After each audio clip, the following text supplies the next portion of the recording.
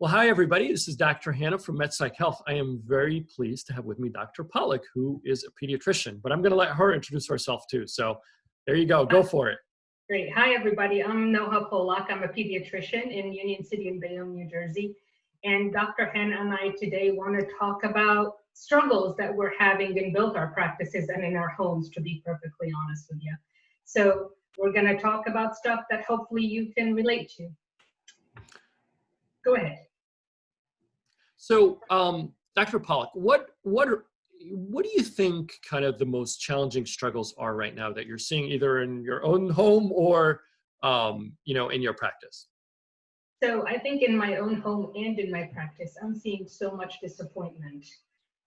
So I'm seeing a lot of seniors that are really disappointed about not going to prom, about not having a real senior year experience, and also about not graduating, not walking, and all worried about college. They don't want to stay home for college. They've been looking forward to going away for years and now they can't.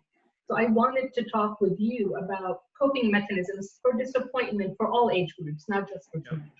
Yeah, no, that is certainly something we are seeing very frequently, and we're seeing many seniors especially struggle because of uncertainty, right? As human beings, we like certainty, and if you really think about it, kids, their lives have been spelled out from them from day one, whether it's preschool, kindergarten.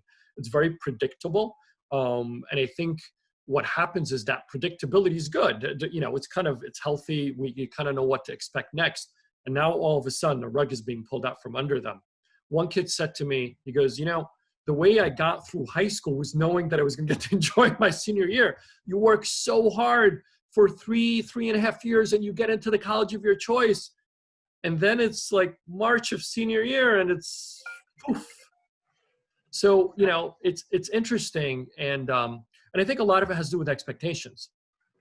Now, the nice thing is as parents, we do have a role to play in managing our children's expectations. So much of disappointment is based on expectations that this is the way it has to be, right? And a lot of times, whether it's us as parents or as kids, they fall into the trap that this is what is supposed to happen, right? And so we set ourselves up because you know what? This is what happens, right? You get to become a senior and you get to have fun and you get to enjoy the latter part of your senior year. And it becomes a must, right? So all of a sudden, what is just kind of a regular part of what happens morphs into this whole concept of must happen. And if doesn't happen, bad, no good, can't handle. And that's not actually true. And I think one of the things I've said to a lot of kids is you're a lot more resilient and you're a lot better able to handle this than you realize. And so much of it is us shifting from this mindset that this is the only way for me to even enjoy this, right? And a lot of times it's kind of, there's a rigidity to it. And a lot of it is driven by just, this is what we expect. I'll give you kind of a different kind of scenario. So kids sometimes go off to college and go, it's like everybody's having fun and everybody's partying except me. I'm miserable. I hate college. And I always say to them, I said, well, who decided that the only way to enjoy college is to party? Where'd you get that idea from? I said, is there some book on this? And I always joke with the kids sometimes, there's no book on my bookshelf that says every college student must party every single weekend in order to enjoy college. But there's this mindset that is, this is how it's supposed to be. And then when that is not met, then there's this disappointment. And so a lot of this is about managing expectations of being able to look beyond the immediate, being able to look at big picture perspective. And I've said to kids, there's a big difference between something being a mini disappointment versus being catastrophic.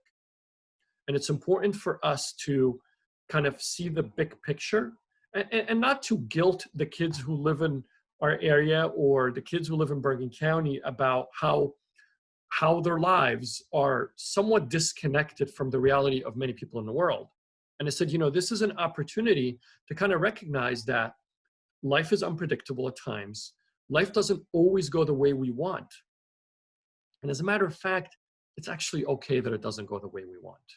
This is a training ground I'm trying to tell my own kids, this is a training ground to deal with first of all, with being more flexible, with realizing, yeah, wow, I'm being forced to not have my expectations met. I am being forced to say, how do I manage disappointment? And a lot of it is by reframing and seeing big picture.